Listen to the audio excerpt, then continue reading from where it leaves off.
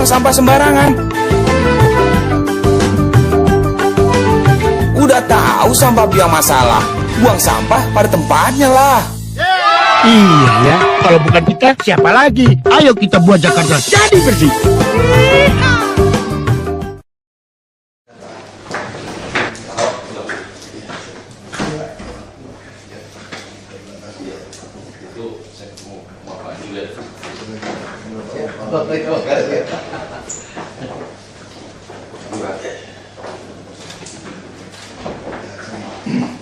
Terima kasih loh Pak.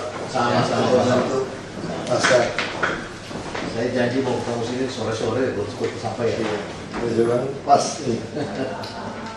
Kita mau dengerin nih Pak. Kan kita konsepnya Pak Gubernur kan mau jadi pasar rakyat ya. Kan? Ya, pasar rakyat.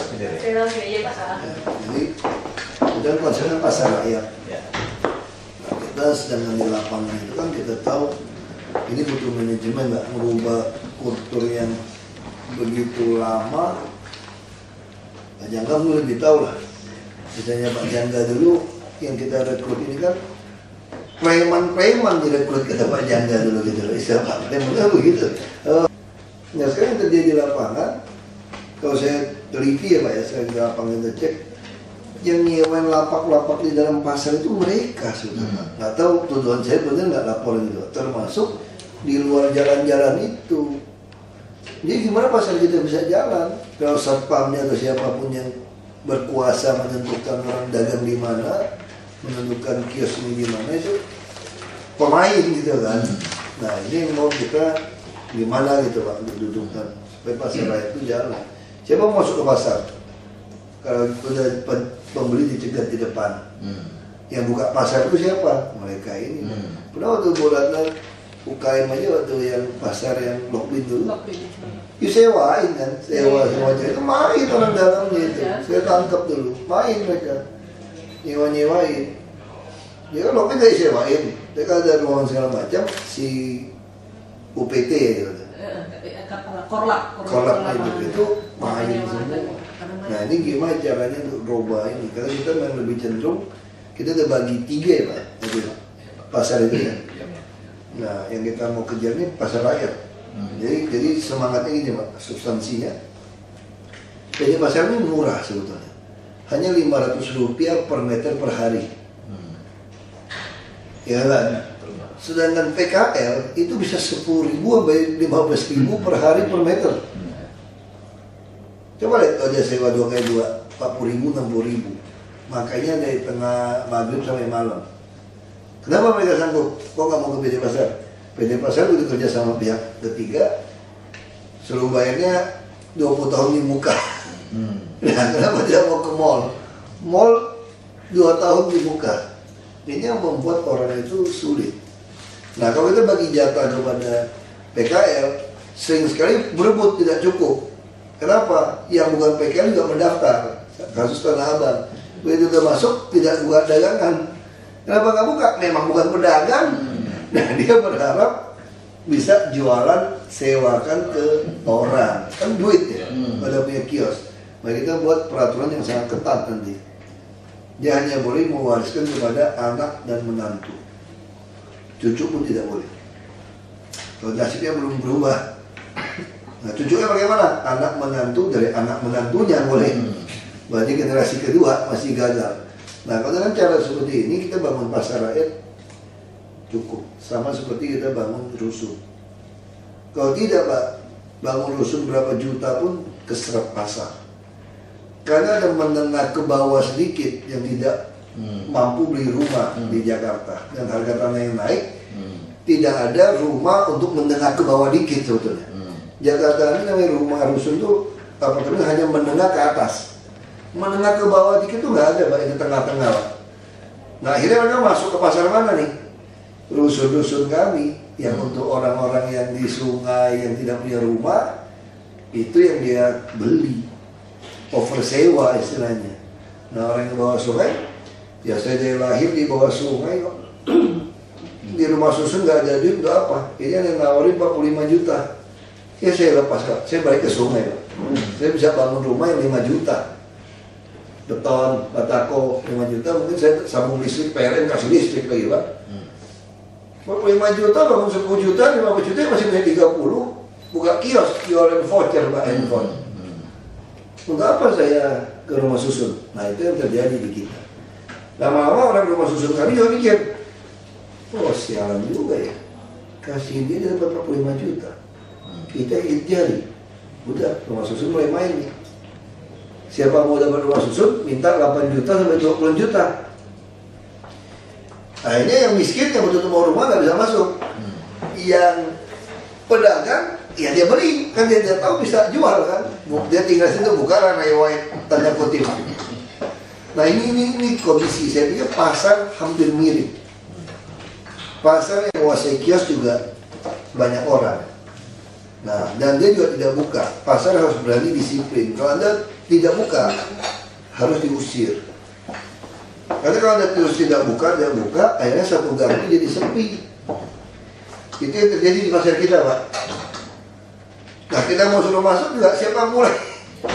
Nah, belum lagi kondisi pasarnya itu udah nggak layak, Pak. Karanganyar tadi baru saya BBM Bapak itu.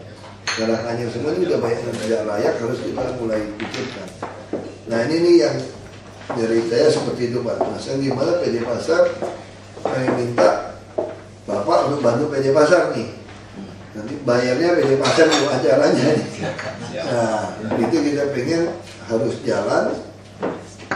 Kita betul-betul pikirkan PKL harus dapatkan pasar dan bayarnya harian dan mereka mampu. Ya Bapak 20 tahun minta 500 rupiah per meter, mendingan 10.000 per meter per hari gitu Pak. Kasarnya gitu kan, kayak laku ya. Kalau dia nggak sanggup pun lebih murah itu juga lebih untung. Nah, jadi kita mau dorong, ya semua yang di jalan ini harus kita paksa. Walaupun untuk denda mereka tidak semudah. Kalau di Singapura kan beda Pak, di Kanada, di seluruh dunia prinsipnya itu beda sama kita.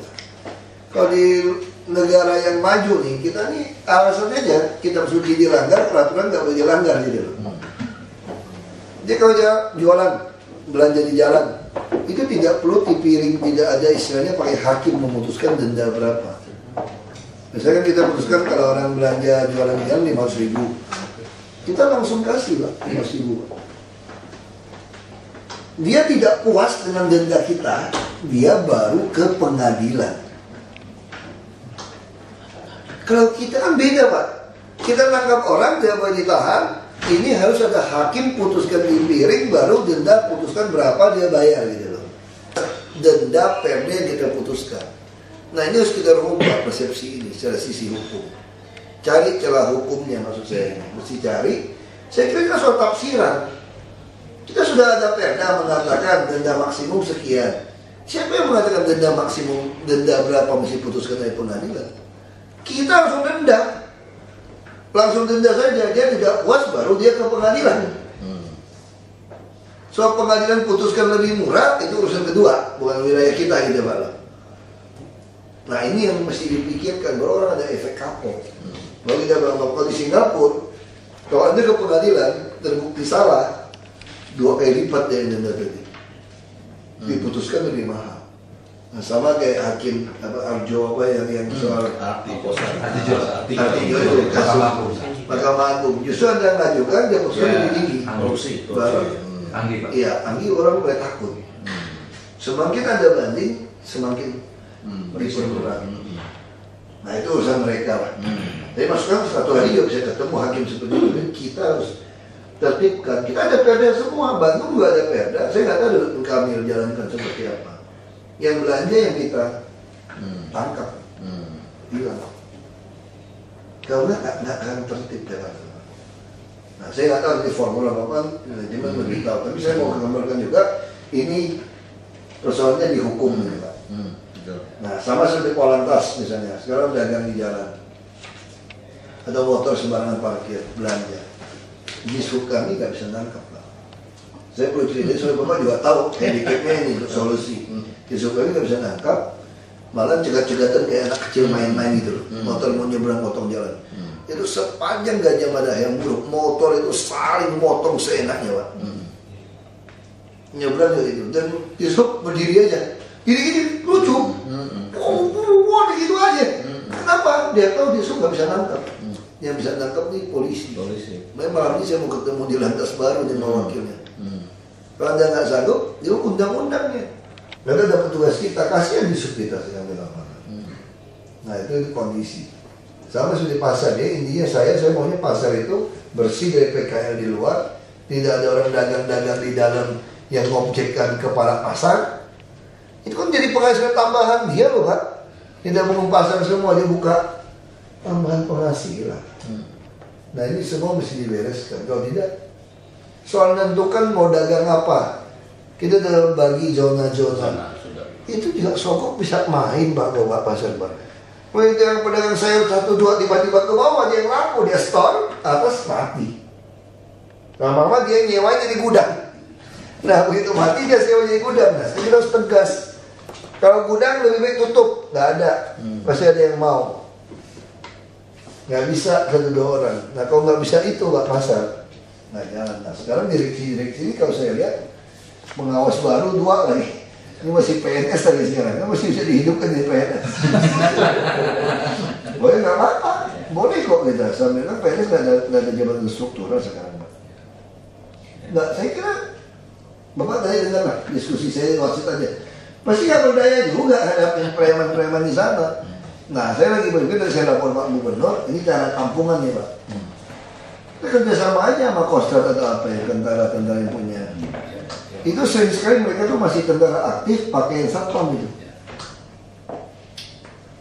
Seperti gitu. Untuk atasi.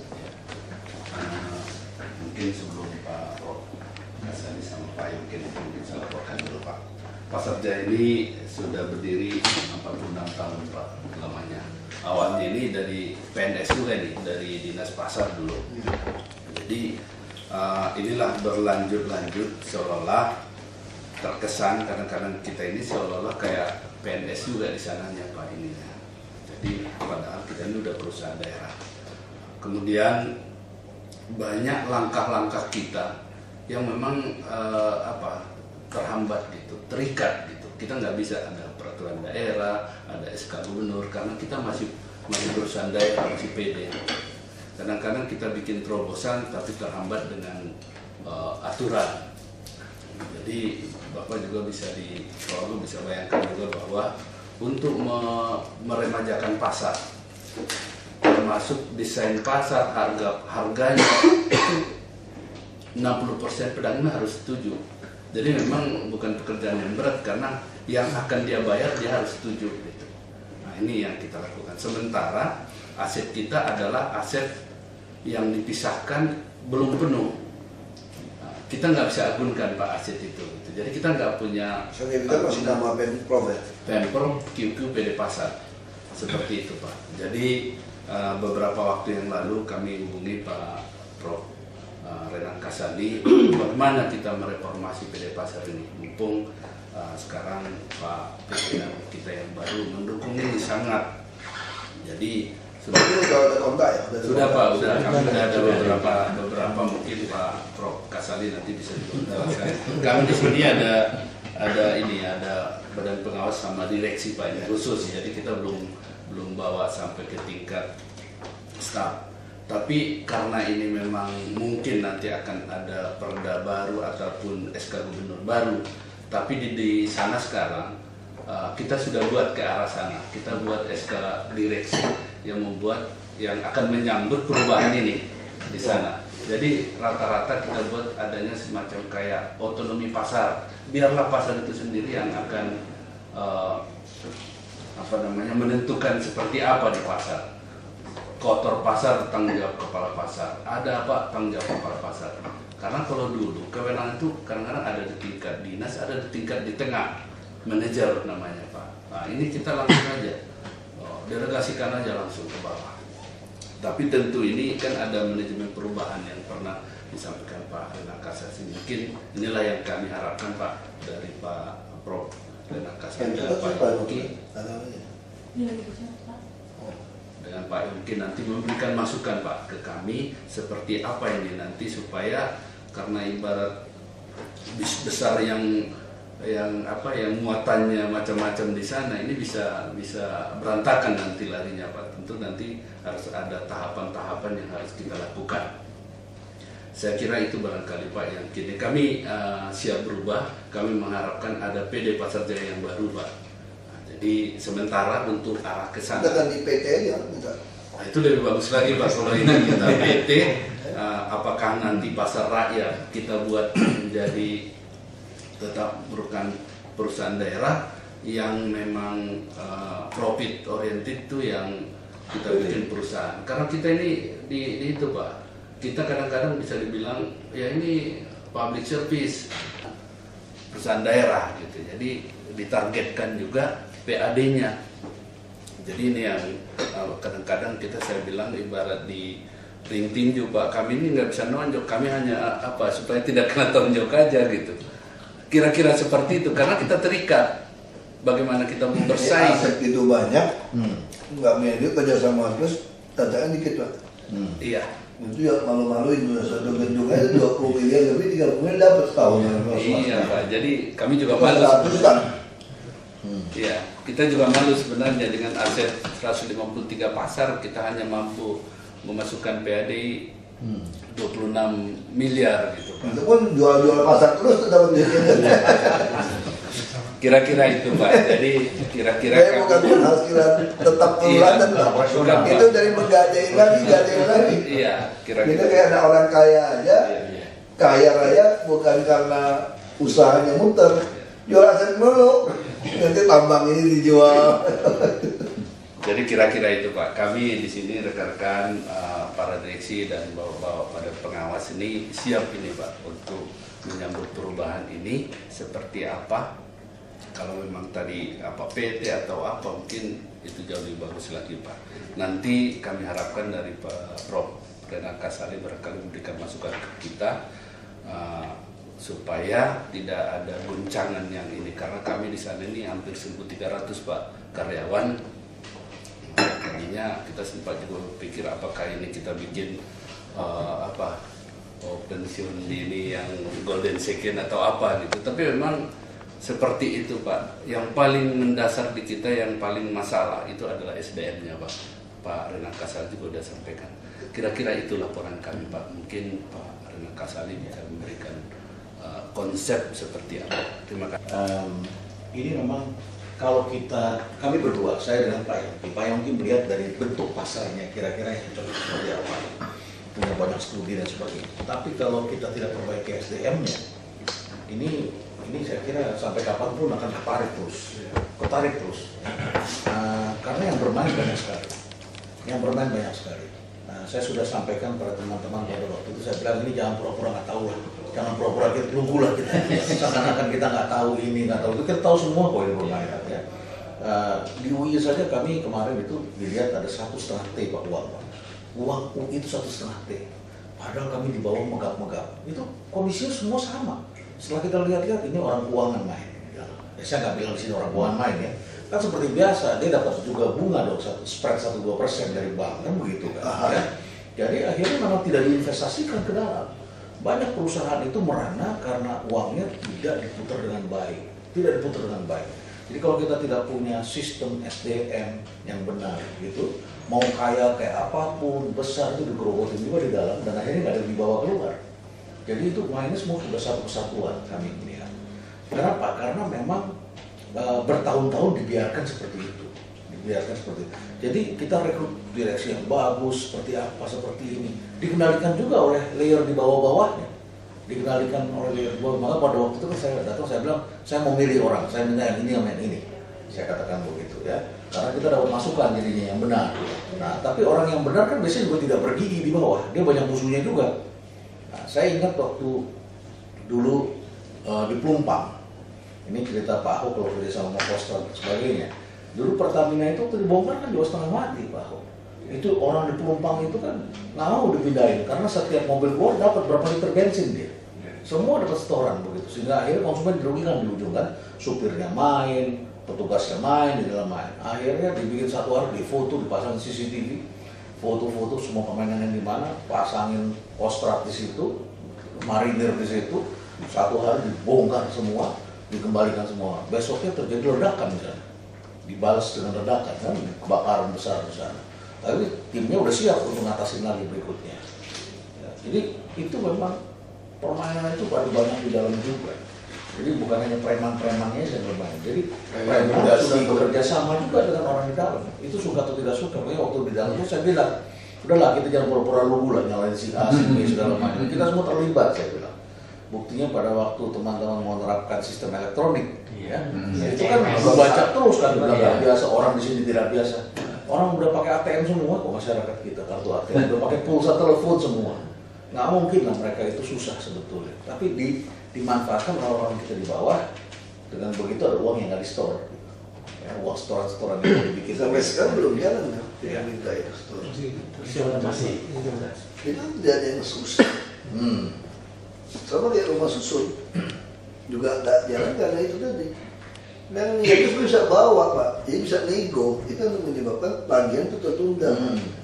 Dia datang lagi, udahlah cinta ini uang pergi gitu loh, numpuk. Ya, Dan kita nggak ada mekanisme mengontrol siapa bayar nggak bayar. Ya. Karena sistemmu gampang.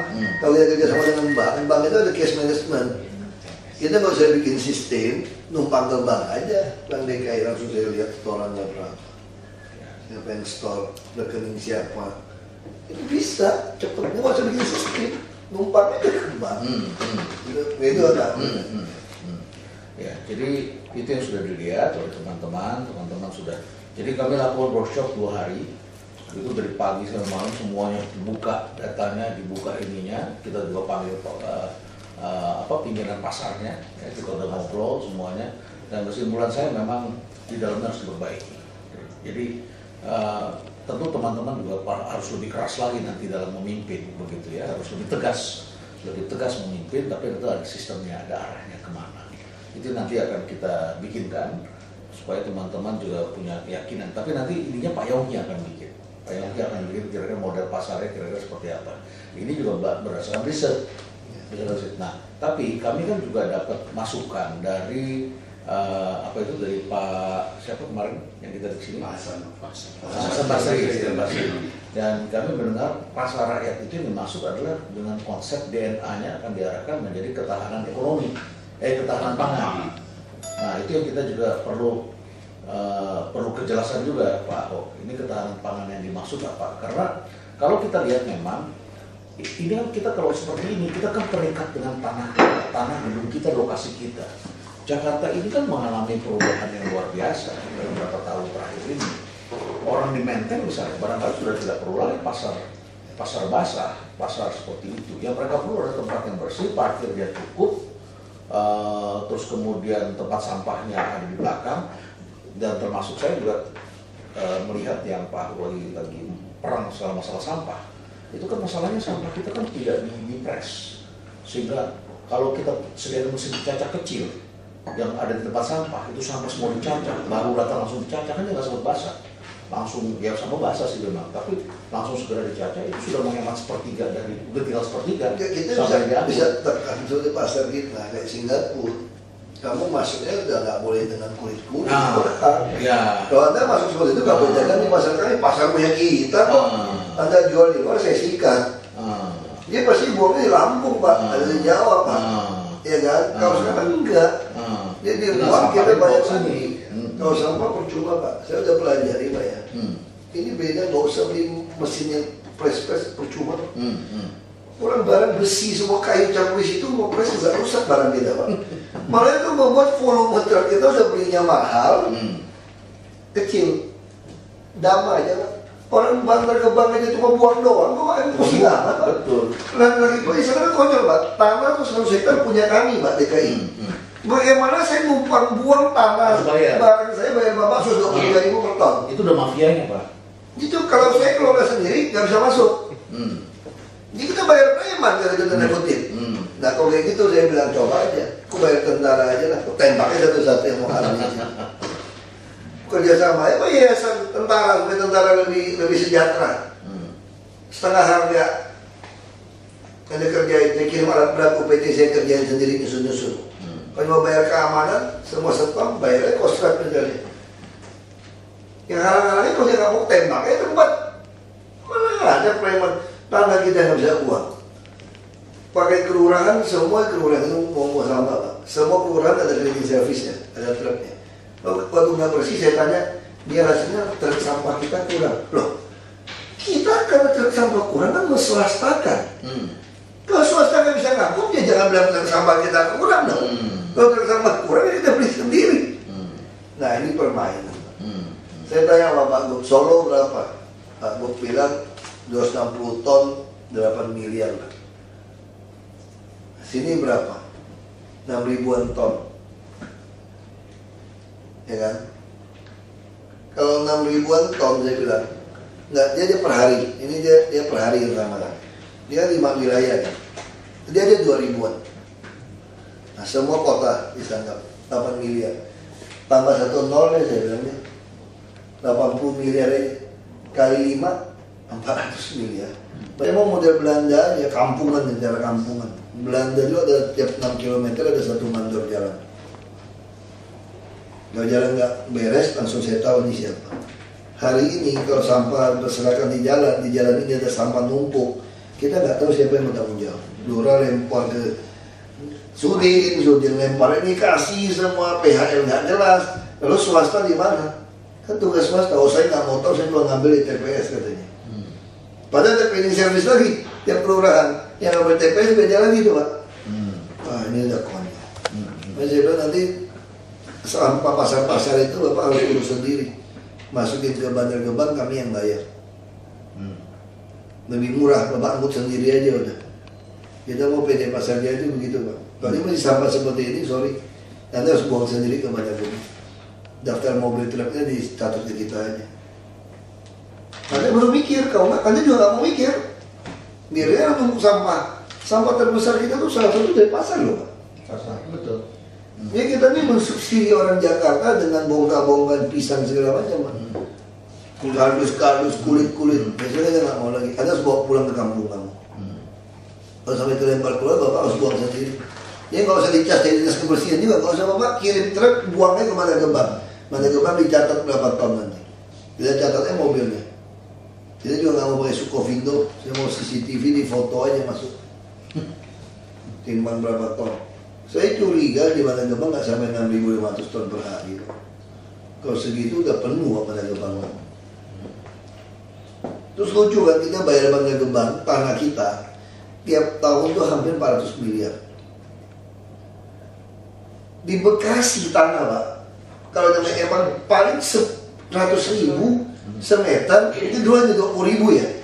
Di tahun 2008 gitu loh. Anggap sekarang 300.000 lah. Udah mahal tuh 300.000 per meter. 400.000 lah Pak.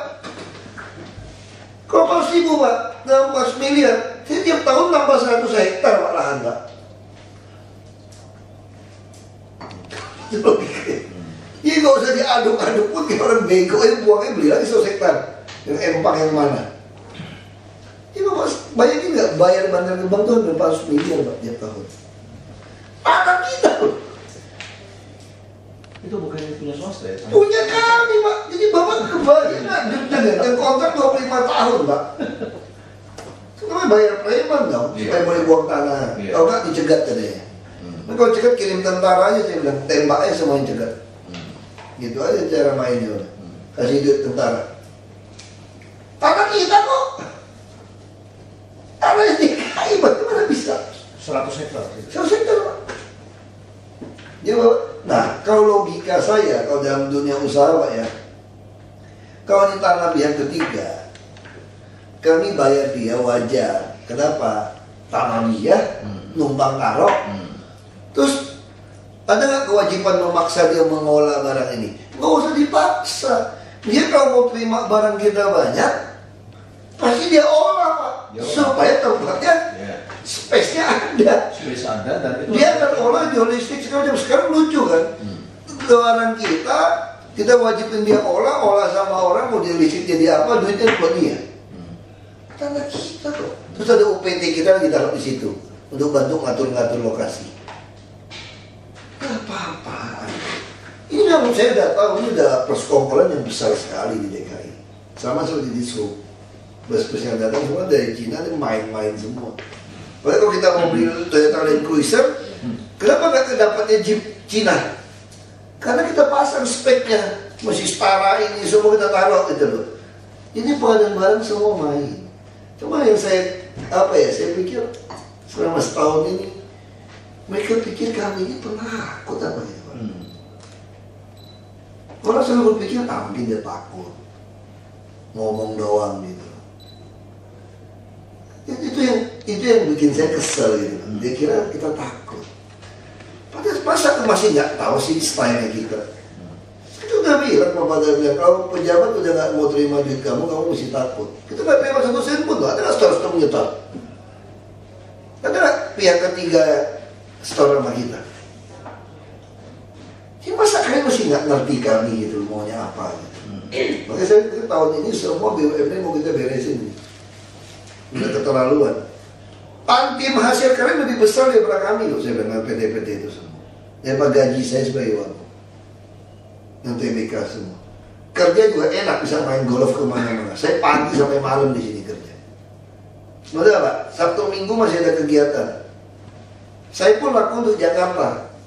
Kalau Anda jawab, urusan lu yang mau lakuin, kita nggak mau. Oke, kalau lu nggak mau, gue ganti orang yang mau ikut saya sama saya. Karena Anda digaji lebih baik. Kenapa?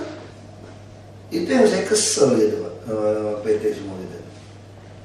Masih pikir, terus santai-santai. Mana ada kewajiban masuk kantor, keliling-keliling, nanti kafe ini, hotel ini, golf, dan terbang gitu, luar negeri. Kayak urusan punya mak bapaknya aja Pak semua Pak. Dia kayak punya anak angkat. Anak angkat aja tuh semua tuh direksi saya bilang kayak gitu kelakuannya. Nggak ada bos kan? Yang ini tawar mana tanah bisa dijual, lagi Jakpro dulu. Yang dari fasos dari pengembang dijualin. Itu kelakuan begitu. Nah ini model-model kemarin tahun pertama kita nggak sempat lah kita urusin. Karena berantem tuh banyak DPRD, kepala dinas. Sekarang mau ditegakkan mulai 2014. Nah, karena undang-undang ASN yang saya rancang dulu di DPR udah sah. Ada pasal boleh pecat Pak. Kalau dulu tuh pasal karet. Saya di PTUN kan, nah sekarang saya bisa pecat. Saya bisa pecat kepala dinas. Itu undang-undang ASN udah didatangkan? Udah Pak, Presiden udah datang delegasi terakhir mau datang Presiden. Jadi saya bisa pecat dan boleh turunkan orang di bawah eselon. Dan lebih hebat lagi kalau Presiden belum berani. Waktu saya rancang ini sama teman-teman di Komisi 2, kan saya tim perumusnya Pak. Saya boleh menarik kepala dinas dari luar loh Pak. Jadi waktu saya turun, dia ikut turun. Sama seperti Gedung Putih. Cuma harus seizin Presiden sekarang. Masih ada Presiden membuat PP-nya seperti itu. Jadi kalau saya nggak puas dengan kepala dinas yang ada di DKI, saya boleh seleksi promosi dan buka orang luar. Cuma sekarang masalah gajinya kan nggak puas kan. Makanya saya mau naikin TKD-nya. TKD yang betul-betul kinerja. Nah misalnya contoh Pak, kami ini urus aset mungkin 400 triliun kita nih DKI. BPKD saya Pak, dengan cara yang lama Pak. Kenapa saya tidak seleksi promosi dan buka tarik bangkir CFO yang hebat untuk mengolah aset saya semua, pemasukan pengeluaran. Kalau BPKD saya lelang aja orang luar, yang orang bangkir yang duduk di dalam. Kenapa nggak boleh? Kalau ada peraturannya kok tinggal ajuin ke Presiden. Terus saya nggak tahu Presiden ini mau kasih apa enggak kan? Nah, kan kita nggak tahu 2014 ini Presiden gimana. Nah kita harus uji coba DKI. Kita kan buat seleksi promosi orang luar. Kita buat bonus-bonus. Saya udah cek di Dirjen. Bisa kok gaji sampai 200 juta. Caranya gimana? Semua dibuat honor. Itu loh Pak loh. Kegiatan ini ada honor ini, kegiatan ada honor ini. Oke, kita biar aja Mas. Mau gaji berapa? 2 juta sebulan. Ada bonus gimana? Ada bonus mau 3 juta, ada bonus. Saya ada kecapai ini gimana? Kita buat sistem. Boleh. Selama PBD Perdanya mengesahkan, kalau PRD naik sekian, bisa dapat bonus sekian atau hemat bonus sekian. Zaman sekarang Pak, aset kita kertas-kertas bukti bisa hilang Pak. Lalu dia main sama orang luar, gugatnya persis petanya kita. Ini banyak di permainan mafia. Lalu dia gugat, di pengadilan kita kalah. Jadi kita dipaksa membuktikan tangan kita yang dia udah tahu gak ada berkas. Tapi yang menuntut kita juga gak punya berkas loh Pak. Padahal ini status ada negara. Gara-gara kita membuktikan itu nggak bisa buktikan, dia punya dia. Sekarang saya nggak mau lagi. Yang punya kita caplok aja, pagarin aja. Kalau kamu nggak suka, kamu yang tuntut. Kamu nggak bisa buktiin, saya nggak mau kasih. Saya bikin bangunan. Karena mafia terlalu banyak, libatkan oknum jaksa, oknum pengadilan tadi. Ngeri Pak Jakarta mainan, berkas kita dihilangin Pak. Tanah Giring udah dibebaskan, tiba-tiba nggak ada bukti pembebasan. Ini udah berapa tahun, 10 tahun lebih. APBD mana bukti bebasnya? Hilang. Terus saya bilang kamu belum bayar saya katanya. Padahal dulu sudah pernah keluar bayar, mari kita kuasai. Nah terus hakim panggil kita tanya, mana bukti sudah terima dia bayar? Mana ada Pak? Dia ada pemerintah Pak. Nah dia masalahnya celah itu.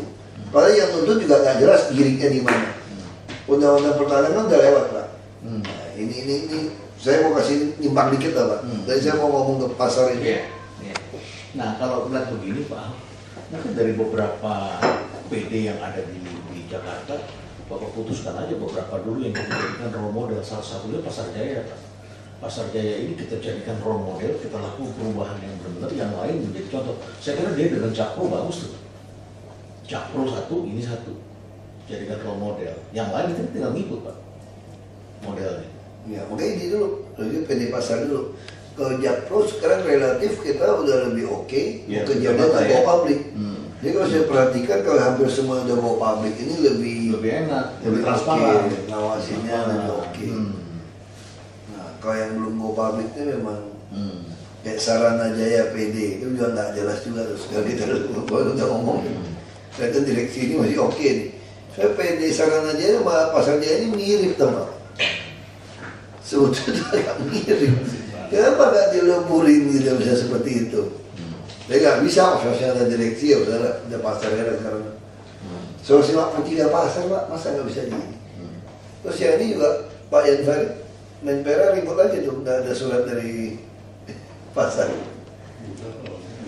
Beres sudah. BPK dia belum memproses ini. Kita udah penyerahan takutnya nggak menghambat itu seperti Iya. kita bikin Pak. Coba ya kejar itu Pak, karena laporan ke pusat bilang menghambat lagi Pak. Iya. Iya. Baik.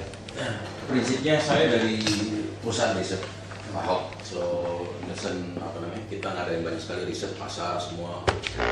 Kita bantu involve di DKI juga dari tahun 2000-an lebih ya Bu ya. Masalah pasar gitu karena selalu Pemda itu dipoyok-poyok Pak, disalah-salahkan juga gitu ya. Seperti itu.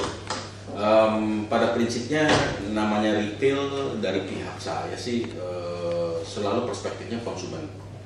Ya, kita bisa bikin macam-macam tapi kalau kita nggak align dengan consumers demand nggak jalan juga istilahnya di sana gitu loh. Ya, kita lihat potensinya sebenarnya pasar tetap luar biasa dari hasil riset kita tetap dikunjungi karena masalah kesegaran itu gitu loh. Supermarket yang modern kayak apapun sampai saat ini masih suffer kalau dalam hal soal segar ya, buah-buahan, sayur semua gitu loh. Jadi nggak ada alasan kalau misalnya pasar modern tuh bisa ngalahin pasar. Itu cuma suara-suara politik buat saya gitu ya. Itu dipakai untuk menggait orang-orang pasar gitu. Kekuatan pertama adalah pasar segar. Makanya semua real estate modern yang baru sekarang mereka berusaha bikin pasar sendiri. Ya, mereka bikin pasar sendiri karena dia lihat setiap area aset itu butuh tempat belanja di sana, dia bikin sendiri yang lebih demand bisa fulfill demand daripada konsumennya. Terutama yang modern. Makanya yang baru-baru bikin seperti itu. Jadi dia mengadakan pasar basah karena itu atraksi setiap hari. Gitu. Kalau kita bikin mall tuh susah, mesti ada anchor tenant-nya, Pak, betul kan? Ada hypermarket, ada supermarket ataupun lain-lain. Tapi kalau pasar nggak perlu karena dia udah ada anchor tenant itu adalah pasar basah ini itu tiap hari harus dibeli. Karena kita orang Asia di Cina pun sampai hari ini pun juga demikian masih mencari orang-orang yang segar, Daging potong, daging beku. Ya gitu. Nah, yang dia jual secara sosial adalah lapak-lapak ini di dalamnya. Dia cari tukang sayur buah apa yang jujur yang bagus, dia taruh di sini hampir free gitu. Yang dia kios-kios selanjutnya itu dia sewakan, ya. Nah, ruko-ruko di situ itu yang dia dapat duit sumber utamanya. Nah, ini model yang dipakai untuk real estate yang baru gitu. Nah, saya melihat di sini pasar juga punya peluang seperti itu. Ya kalau dibilang pasar rakyat, oke, yang kita boleh adalah yang memang pasar basah di sini. Itu satu adalah sumber inflasi juga, makanya kita mesti atur distribusi di sini. Nah setelah itu kita belajar bertahun-tahun Pak, gitu ya. Ada dua model, satu yang dijual kiosnya, satu yang disewakan. Pasar yang dijual kiosnya itu yang seperti trade center, itu suffernya minta ampun. Konsultan satupun nggak ada yang mau nangani. Ya udah setengah mati begitu, nggak ada yang mau nangani. Ke depan harus dirubah semua. Ya, kios-kios itu harus disewakan. Itu under kontrolnya PD atau PT nanti ke depan. Nggak boleh si konsumen yang megang. Mall semua udah nggak mau jual. Betul, begitu. Nggak bisa diatur Pak. Exactly, ya. Nah, konsep inilah yang kita mesti atur dan kita mesti punya mix, Pak Ahok. Makanya banyak hal-hal yang kayak perdak yang baru kemarin Pak Gita sahkan itu nggak masuk akal di pengelolaan mall di sini gitu ya. Misalnya 20% harus pedagang kecil gitu ya. Pedagang kecil langsung mati masuk ke mall Pasar Place gitu kan, nggak ada yang mau beli gitu loh. Nah, ini yang mesti diatur. Sebenarnya kita punya masukan lah formula ini gimana kita bikin. Yang kedua saya surprise dulu juga adalah setiap kios ini juga diundi gitu loh. Nah sebenarnya nggak boleh diundi, kita yang mesti menentukan zona-zona ini ya. Nah ini semua bisa dibuat manajemennya harus memang para pimpinan pasarnya harus dikasih training semua seperti itu sih. Dan sekolah-sekolah mall itu sekarang udah ada available, mereka harus dirubah mindsetnya ke sana gitu ya. Nah ini secara teknisnya gitu loh. Kedua adalah potensi pasarnya bukan cuma transaksi, tapi juga tempat pariwisata. Ya, tren inilah yang dimix antara makan kuliner ya, seperti itu dengan belanja gitu ya, menjadi satu gitu loh. Ini akan menjadi luar biasa. Kita udah kesini 10 tahun yang lalu gitu ya konsep ini gitu loh. Cuma ya eksekusinya memang kendala di sini susah. Ya, parkir lah apa semua. Dari studi kita, pasar itu masih nomor 1 dalam hal frekuensi, hampir sekitar 18 kali setiap bulan. Hypermarket cuma 2 kali sebulan, itu belanja bulanan gitu loh. Ya, dan nggak mungkin orang belanja fresh 2 kali sebulan, nggak mungkin, itu tetap setiap pasar hari. itu 18 kali. Yes. Nah yang lebih dahsyat adalah ini yang namanya kita orang Jakarta lebih modern, yaitu apa? Yaitu gerobak sayur. Gitu loh. Gerobak sayur sekarang merajalela gitu loh. Itu itu 24 kali belanja dalam pasar. Karena ibu-ibu yang modern sekarang udah itu dia nggak ke pasar lagi karena dia nggak punya waktu, pagi dia mesti kerja, jadi belanja di depan gerobak sayur. Cuma kita pakai mobil motor. Mobil pickup dia pakai lebih besar, ada seafoodnya sekarang, ada dagingnya malah gitu ya. Jadi dia nongkrong masuk ke komplek perumahan, dia gelar di sana. Nah itu pasar dadakan. Bawa talenan juga di situ, ada nomor teleponnya lagi. Ya, jadi spesialisasi udah jalan juga, yaitu yang segar, ada yang khusus plastik, ember semua gitu-gitu. Jadi kreatif di sini.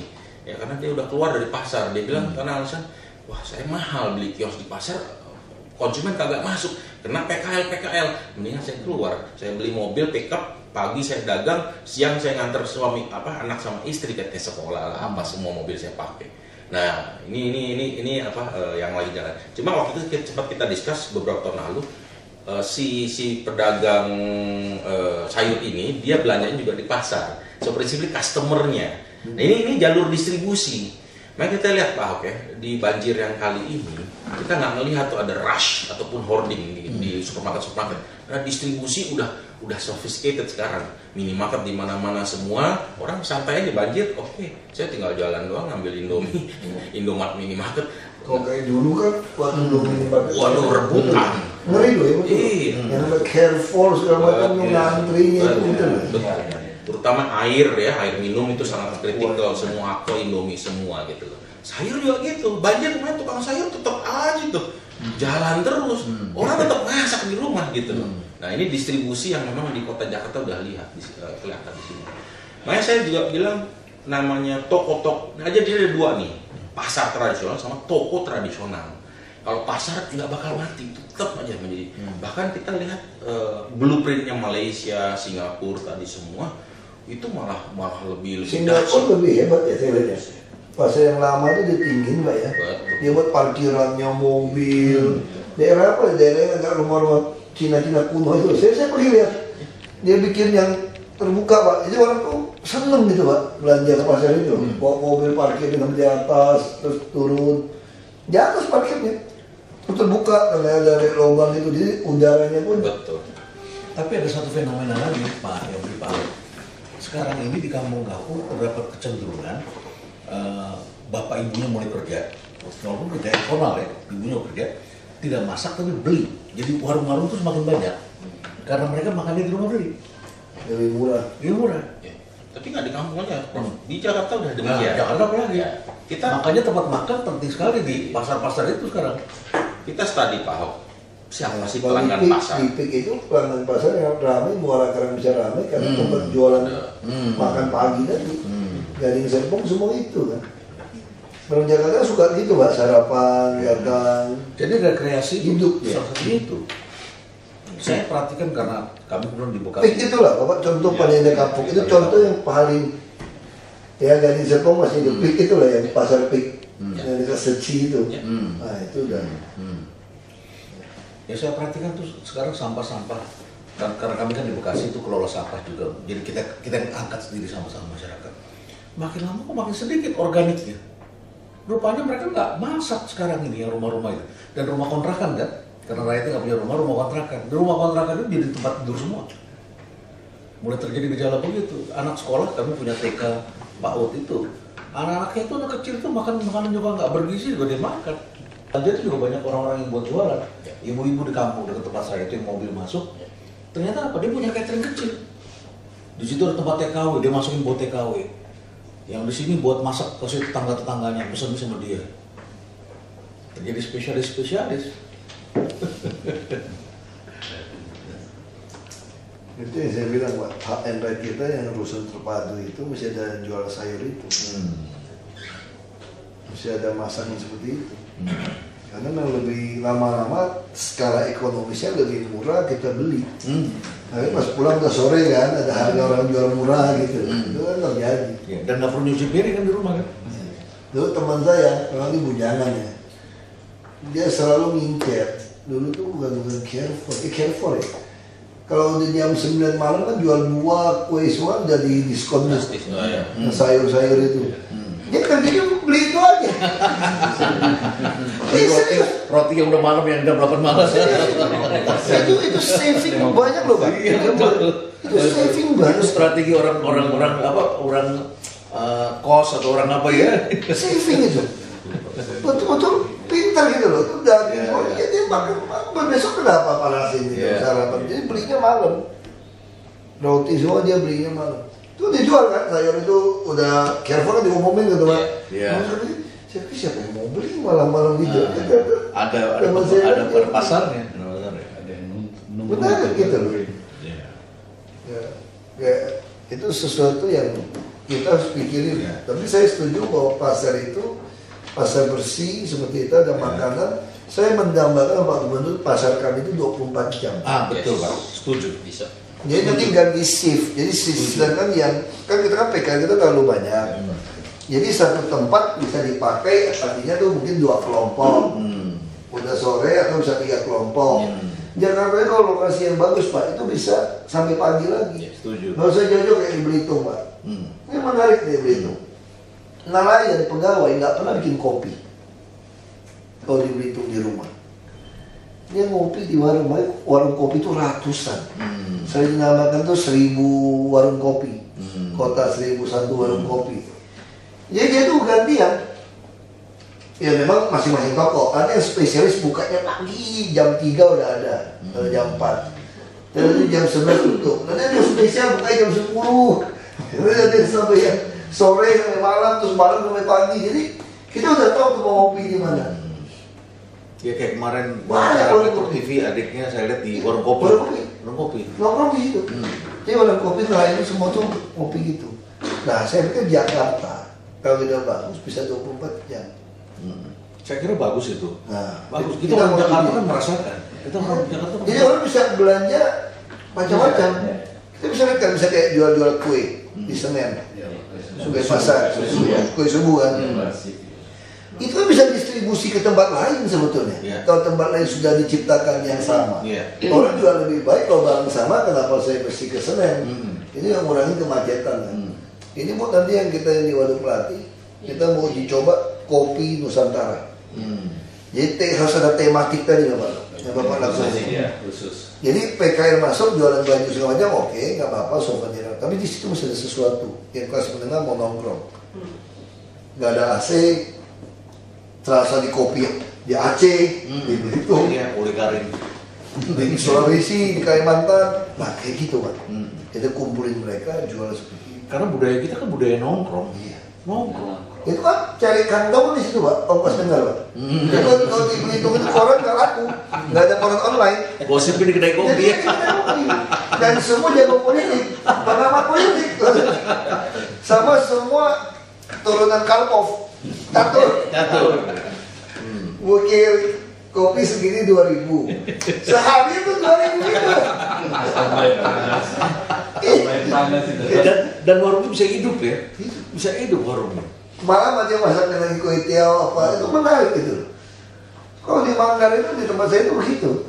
Saya nggak suka kopi, saya juga nggak suka. Tapi ya, kalau ada tamu saya nongkrong lah, teh susu. Nah saya pikir di Jakarta saya lebih peluang. Pasar kita yang lebih bersih dan seperti Gading Serpong itu kan contoh yang bagus ya. Itu ada Sinpasar, ada mall. Sebelah. Jadi kita tuh jangan selalu digajarin orang tuh anti mall. Itu simbiosis. Ikan paus juga ada yang kecil-kecil buat makanin kutu-kutunya itu. Jadi harusnya seperti kita kan selalu bilang nasionalisme seolah-olah Sempit tuh. anti mall, Sempit. anti minimarket. Bahkan minimarket saya tanya, bahkan mahasiswa demo, saya kok marahin gimana? Tutup minimarket. Anda jawab saya dulu. Saya lihat mahasiswa suka tuh nongkrong di 7-Eleven. Coba kita ke Manila dan Singapura lah. Manila gitu. Keluar dari hotel itu semua tuh ada. Di Amerika semua juga begitu. Kopi tiam kalau di Singapura. Iya, sama. Jadi ini memang kebutuhan. Orang kerja pagi sampai sore mana sempat lagi belanja ke. Jadi kalau pasar 24 jam itu menarik, dan di atasnya itu kita bangunkan rusun tadi Pak. Betul. Itu traffic kita Jadi di situ. kita punya super blok. Ya, dapat traffic. Nah, Betul. bawahnya pasar. Iya. Kelontong semua tuh kita bikin super Iya. blok seperti Central Park atau Gandaria City. Tapi ini versi kita, bawahnya itu betul Pak? Betul, setuju. Karena itu traffic itu ke situ. Itu yang kita mau bikin. Orang luar bisa datang, parkirannya per jam Pak. Sehingga yang tinggal di rumah susun tidak taruh mobil. Yang tinggal situ nggak ada mobil. Yang datang ke situ aja yang parkir yang per jam. Harusnya semua pasar kita tuh dibangun untuk itu Pak. Betul. Saya kemarin itu kan bawa beberapa tim saya lihat pasar di Jatinegara. Mobil penuh, mau parkir susah. Tapi begitu masuk kosong, ya, pengunjungnya pembelanja nggak ada. Kita cari, kita cek. Ternyata yang parkir itu adalah orang-orang yang punya toko. Jadi mereka sendiri merusak pasar mereka sendiri sehingga akhirnya konsumennya nggak bisa parkir, pergi. Karena mungkin parkirnya bukan per jaman tuh kayaknya tuh. Nggak, mereka nggak kerja itu ya, toko langganan bulanan itu yang kacau. Mereka kalau kita pasar rakyat Pak, nanti nggak boleh punya mobil mereka Pak.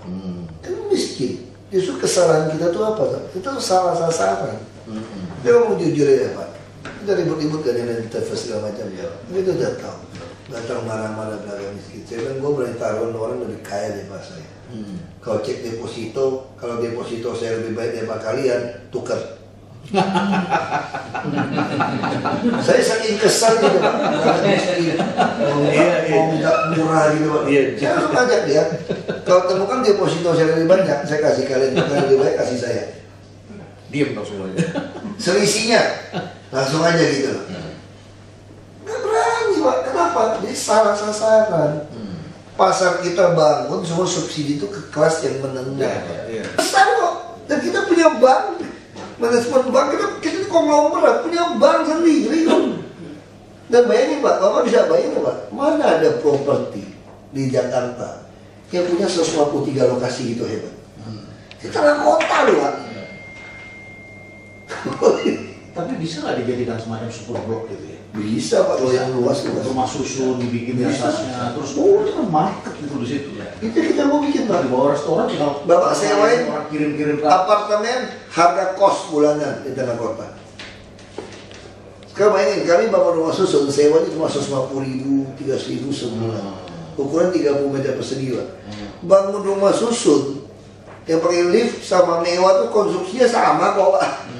Cuma finishing. Iya. Finishing urusan yang nyewa. Dia mau kasih wallpaper yang kita bikin agak mulus, mau pakai lantai parkit kayu urusan dia kan. Kita pasangin sistem TV semua salon udah siapkan supaya dia jangan nyolok sembarangan gitu Pak. Jangan keluarin antena kemana-mana. Sekarang kos berapa kalau di tengah kota ini Pak? 3 juta, 4 juta loh Pak kos Pak. Iya. Betul Pak? Iya. Kita kalau sewain 1,5 juta saja sebulan Pak. Itu meremput orang Pak. Nah itu akan menolong menurunkan macet. Dia pegawai-pegawai gaji 5 juta 10 juta dia kredit rumah di daerah Bekasi, tapi dia akan tinggal di sini dari weekday-nya. Nah kita untung nggak? Untung orang tanah nggak dihitung kok. Kita buat mikirin untung properti, untungnya supaya macet, ada pasar gitu Pak. Nah Bapak dapat uangnya akan lebih besar daripada seperti sekarang. Sama pengusaha dapat duit hilang selesai. Ini Bapak punya backbone tuh Pak. Dan kalau super blok kan ada recurring income ya dari service banyak. Itu udah bisa untung. Dia dibangunin. Jadi kita penyertaan PMP atau kerjasama dengan dinas perumahan Pak bangunin. Nanti pasar Bapak kelola, servis kelola, dikerjakan sama lagi dengan mereka. Jadi lahan kita nggak ada lagi kerjasama dengan pihak swasta. Jadi mulai hari ini yang sudah terlanjur sudah nggak ada lagi di pihak swasta. Sekarang kan begitu. Kita kurang lahan. Kita aja mau beli lahan dari swasta kok. Bagaimana bisa punya lahan ada kerjasama dengan swasta? Waktu kemarin kita masuk udahlah kita hargain yang pemimpin yang dulu kita respect lah. Tapi kalau kita pikir untuk rakyat, saya juga bukan yang sosialis ekstrim gitu loh. Itu bisnis. Bisnis tapi tahu menempatannya di mana. Ya kan kita mesti nolong gimana caranya. Ini kan, kenapa kalau nggak orang kaya akan makin kaya. Betul. Ini bahaya secara sosial. Betul. Subsidinya salah sasaran. Iya, salah. Salah. Kita kan ikut kan PMP, tapi itu tadi konsepnya kasih tahu. Iya. Super bloknya itu loh, langsung dikelola. Ya Bapak bayangin kebutuhan kos begitu banyak. Kalau saya kenapa nggak mau kos? Masa bini saya sama tetangga kos repot loh, istri saya. Atau istri saya juga khawatir, suami saya kalau sudah ada anak gadis yang kos, mahasiswi repot juga. Kalau kos itu repot kan, satu rumah kok cuma beda kamar. Tapi kalau apartemen Pak, beda. Masing-masing. Masalahnya nggak ada apartemen yang boleh sewa bulanan Pak. Kalau ada bulanan juga minimal 3 bulan kan ya Pak. Nggak sanggup saya sebagai pegawai. Kalau gaji saya, mana ada sewa apartemen 3 juta di tengah kota Sudirman Tamrin ini, dekat Menteng. Jadi kalau kita bisa bikin pasar rumput, misalnya kalau Ben Hill nggak beres nih Pak, Bapak bisa lihat di tengah Ben Hill, pasar Ben Hill gitu luas Pak. Ada 28 lantai apartemen tambah fasilitas yang lain nggak ya, disewakan hanya 2 juta sebulan. Peramput Pak, orang pegawai-pegawai kantor ini di situ. Itu di situ. Nanti akan jalan kaki, itu ngurangin kemacetan. Iya, betul. Dan Bapak juga kaya Pak. Saya bilang ini mohon maaf ya Prof, ini bukan. Saya bilang kita pernah main monopoli kan. Waktu kecil itu loh, main monopoli pakai uang itu, zaman kita ada itu. Kita beli hotel. Iya. Cimelati. Orang lewat dapat duit. Ya kayak gitu aja. Itu kan otaknya Podomoro kayak gitu. Otak Podomoro, otak Sumarekon, itu begitu. Kalau Termasuk itu kan si Alex Teja yang Gandari kan begitu semuanya. Dia semua walaupun panjang dia beli. Masa kita nggak bisa? Dia masih nggak punya barang loh. Kita udah ada. Ya sebetulnya PD Pasar Jaya tugasnya itu lah. Kalau ketemu ngomong ini, perdanya memungkinkan nggak ya? mungkin aja ada PMP Pak. Iya, kalau PMP Mbak ini. Nah asal menyampaikannya jelas. Selamanya memang jujur aja Pak ya. Oknum DPRD ada. Oh iya. Di sini juga ada. Memang kita tuh nggak niatnya itu memang maunya ke swasta. Cuma kickbacknya aja. Iya. Dia ditawarin dari swasta, ini godaannya terlalu besar. Nah, sama kayak dia beli mobil aja sih cerita Pak. Kami kalau mau beli Toyota Land Cruiser nggak pernah tuh datang Jeep dari Cina tuh Pak. Masa beli bus? Kita mau Mercedes-Benz, harga Mercedes-Benz datangnya Weichai dari Cina, nggak pernah dengar. Karena memang niatnya udah pengen Weichai yang menang. Dikecilin harganya. Itu terjadi Pak. Saya selalu tolak. Audit lagi semua nggak usah bayar. Ini kirim orang bunuh saya bilang. Jadi berapa ratus miliar nggak usah bayar. Datang udah rusak semua. Biarin, mau tuntut aja. Periksa semua, ada dasarnya keterlaluan. Ini Pak Gubernur marah. Kau 1 triliun udah mahal luar biasa nih buang sampah di DKI. Kau masih bersih nggak Bapak? Ini masih di mana sampah. Jadi nggak ada hasilnya. Jadi bayangin kalau 8 miliar, saya bilang Pak Gubernur Solo, satu kota, kali 10 aja 80 M. 80 M kali 5 kota, 400 M. Bagaimana bisa 1,2 triliun untuk buang sampah? Ya, pasti banyak yang nggak suka. Saya tahu kok di permainan oknum politik ini semua ini terlibat ini Pak. Ini rezeki nih. Semua ada rezekinya. Cuma sekarang mereka nggak pernah kepikir aja ada Jokowi sama saya yang bukan nggak ada menduit gitu loh. Lihat enteng duit gitu loh. Ini kalau itu bagus. Ini ajaran Konghucu tau gak? Lihat berat untuk cinta kasih dan kebenaran. Jadi kalau diterjemahin secara kasar gitu. Jadi fokus pemimpin sejati itu. Jadi Cuncung itu lebih berat ke soal kebenaran dan cinta kasih. Tapi mandang enteng gitu. Urging itu lihat enteng. Itu itu keuntungan. Jadi syarat pemimpin itu Konghucu itu ajarannya itu menarik gitu. Matakin ya. Jadi kita tuh harus lebih berat, lebih condong gitu ya. Lebih condong untuk hal-hal yang kebenaran dan cinta kasih. Tapi untuk hal keuntungan itu mandangnya itu enteng. Nah saya pikir Pak Jokowi dan saya itu termasuk orang yang memang lihat soal keuntungan itu enteng. Nah makanya saya pikir jajaran bawah tuh ngerti sekarang. Iya, karena sekarang banyak orang nggak bisa bedakan antara ekonomi dengan bisnis. Ya kan itu ya. Pemerintah mikirnya ekonomi, perusahaan mikirin bisnis kan begitu kan. Harusnya kita berpikir seperti perusahaan untuk kebaikan orang. Usia pasar juga gitu Pak. BRI kan mau bantu kita, Pak kita nggak mau, dia kasih tahu kita, Pak ini belum bayar. Jadi ada sistem. Ngapain kita pusing bikin sistem? Ini memang soal niat aja. Ya saya pikir ini udah ketemu, saya tadi pikir Bapak belum. Sudah ketemu. Dalamnya kamu. Iya, Jawabannya udah dibuka semua Pak.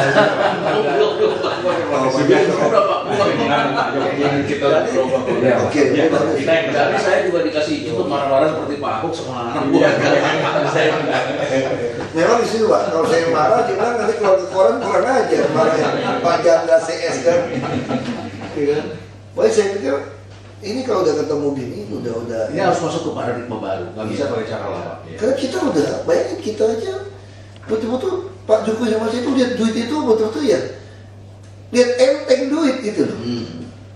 Saya nggak pernah berpikir dari jadi bupati itu saya udah selesai miskin gimana. Saya selesai bupati atau jalan gubernur, anak istri saya naik bajai Pak. Kayak saya habis, nggak ada duit ya. Saya harus kerja sama orang untuk nutupin uang saya. Anak saya pun nggak bisa sekolah lagi internasional waktu itu. Kamu mesti mulai lagi. Saya oke aja. Tapi itu malah bagus buat anak kita. Iya saya bilang. Dia belajar di Iya saya bilang sama anak saya kan. Nah kita bersyukur nih. Kerja di DKI lumayan sekarang nih saya bilang bisa nyimpen duit untuk kalian. 3 anak sekali bayar 1 tahun pas 50 juta lah sekolah. Makanya saya nggak bisa beli mobil Jeep, bisa beli mobil nggak bisa. Teman saya bisa cicil dari dulu, saya nggak bisa. Karena saya investasi sekolah anak.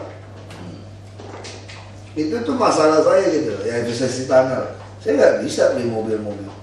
Saya suka ketawain anak saya, nanti kalau bapak udah tua, kamu beliin bapak Jeep ya. Bapak pengen tuh Jeep Rubicon itu. Iya, saya juga suka dia bilang. Saya suka candain dia gitu. Ya, tapi ini soal prinsip hidup aja. Pakai jam tangan satu. Di sini ada jam tangan ganti tiap hari, Pak. Saya baru sekali ketemu dia jam tangan yang sama, Pak. Berarti koleksinya masih ratusan ribuan. Ada pejabat itu yang depan, Pak. Jam tangan tuh sampai ratusan ribuan loh, Pak. Itu jam tangan yang mahal-mahal, Pak. Saya punya teman banyak pejabat kan. Saya tahu gitu. Kalau orang datang kasih jam tangan, butuh buatin jam tangan, itu dikoleksi, mahal-mahal. Padahal sekarang kita nggak perlu buat jam tangan ya. Ini ada. Cuma itu kan katanya mistik, Pak. Kebiasaan di tangan. Bukan kebiasaan, Pak. Katanya setan nggak bisa bawa kita pergi, Pak. Ada misi. Gitu ya. Kita nggak biasa lihat jam tangan di sini, Pak. Pokoknya begini, Pak. Kita selalu betul, Pak. Akhirnya nggak, ini cerita. Saya sih nggak, ini cerita kampung. Jadi orang kalau mau dibawa setan pergi, karena dia pakai jam tangan itu nggak bisa, karena ada stainless. Jadi orangnya masih hidup sampai sekarang. Dia pinjam jam tangan bapaknya, dia ketemu cewek cantik, ngerayu terus jam tangannya. Dia nggak berani karena dia pinjam sama bapaknya. Begitu pagi, dia pikir kayak permadani begitu bangun tuh dilalang-lalang di kuburan. Ketemu cewek di musik, itu di daerah sering cerita kayak begitu. Sampai sekarang masih hidup, abang angkat saya. Sampai sekarang masih hidup. Dia pinjam jam tangan bapaknya, dia nggak berani kasih. Itu setiap hari dipakai jamnya. Apa di setiap tidur dia pakai? Enggak. Nah. Ini cuma Orang. buat jogging. Dia malam minggu jalan-jalan dia pinjam jam tangan bapaknya, dimintain dari cewek. Dia nggak boleh kasih karena kalau dia kasih malam itu dia dibawa pergi. Nah, betul dia bangun bukan di karpet tapi di lumpur, di lalang yang tinggi. Tapi waktu dia bawa cewek itu suara lihat dia juga bingung kok ada rumah gitu bagus. Ada kuburan. Sampai sekarang masih hidup orangnya. Sakit terus. Waktu saya kecil ya, abang angkat saya dia. Joknya itu. Kalau saya bukan lah, minimal mau nimpuk orang sih.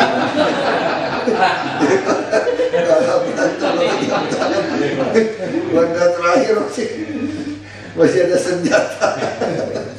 Pak Ahok, saya kira mungkin Bapak perlu stay di sini, kasih time frame. Time frame. Seringkali kita kan ini tidak. Enggak, kita pengen tahun ini yang soal tadi Pak ya, begitu anggaran perubahan sudah mulai bangun Pak. Mereka di sebenarnya perumahan atau Bapak bangun sendiri. Kalau Bapak boleh usaha sewa kan itu kan ada, DPD itu ada. Jadi kita mesti majukan yang baru ke DPRD, kita harus bangun sesuatu yang baru, tidak ada kerjasama. Nah dari situ restoran kita akan membaik. Walaupun dimodalin mahal, tapi kan nolong macetnya, nolong pasar tradisionalnya. Saya itu di pasar tradisional nggak mungkin kalah. Sampai hari ini, saya dulu tuh tukang belanja ke pasar. Saya waktu sekolah, kalau hari libur atau tanggal merah tuh nggak ada rantangan. Dia rantangan saya itu saya bikin box kotak surat yang besar, kasih satu kunci ke tukang rantangnya. Dia kotak surat saya itu besar sekali. Dia naik ke pagar, dia bukain.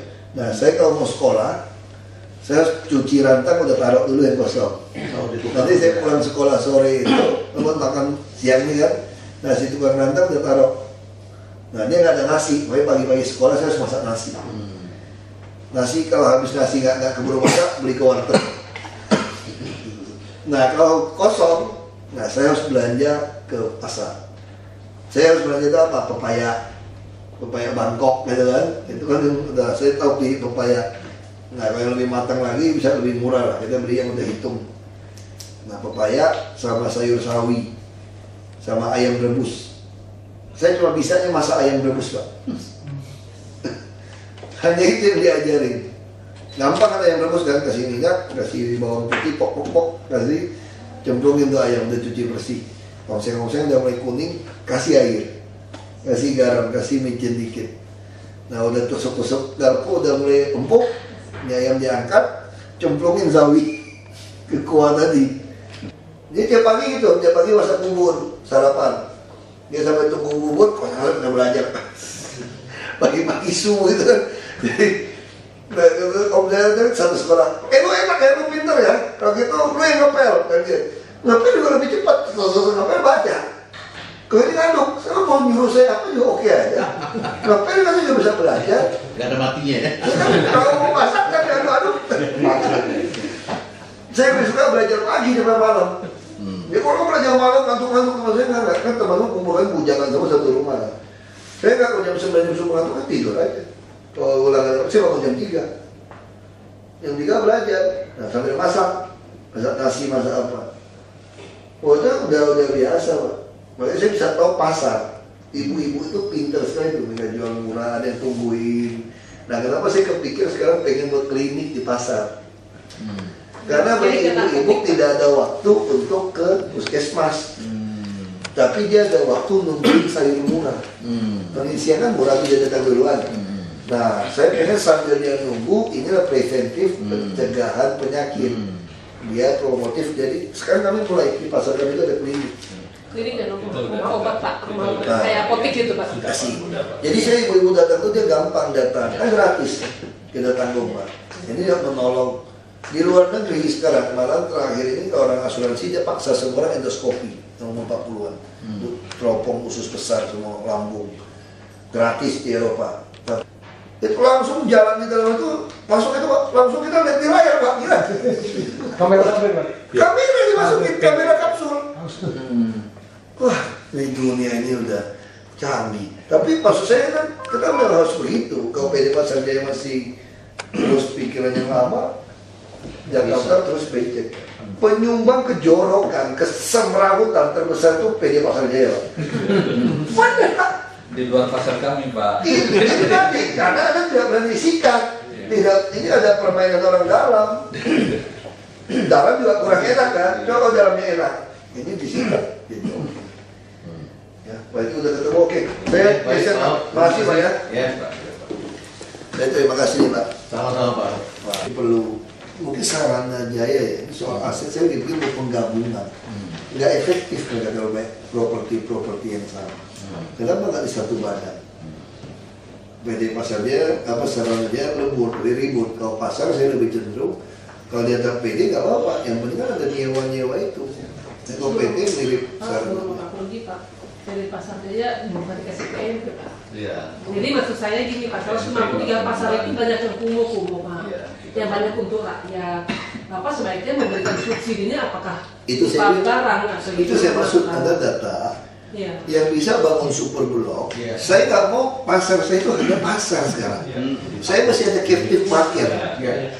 Itu konsep mall kita sekarang begitu. Kenapa mau dilakukan? Karena ada apartemen, ya kan? Itu kita mau lakukan. Biarpun tempat yang bagus kita bikin hotel non kelas, non bintang.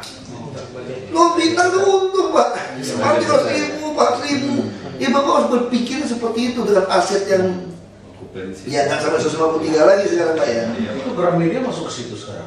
Bikin hotel. Iya. Budget hotel. Amaris. Jadi kita mau masuk itu Pak. Jadi itu yang harus.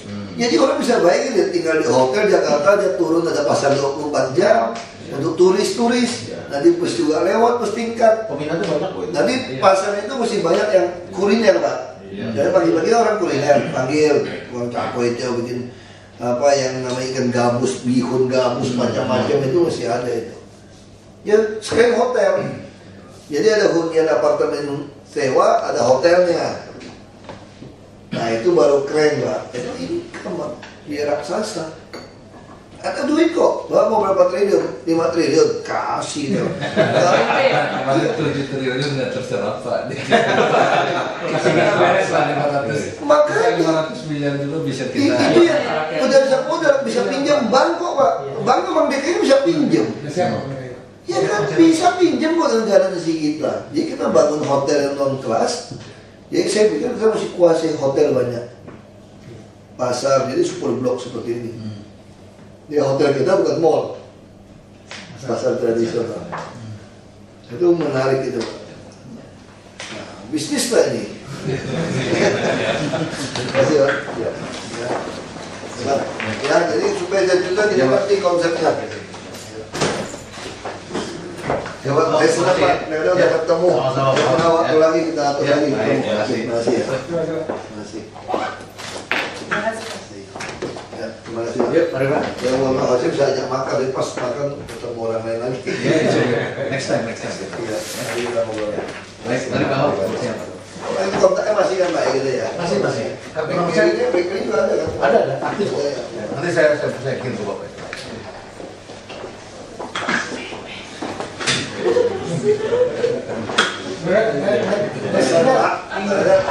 Baru ingat selamat pernikahan silver. Oh iya, makasih. Ada silver kedua. Tadi saya ikutin. Saya ikutin.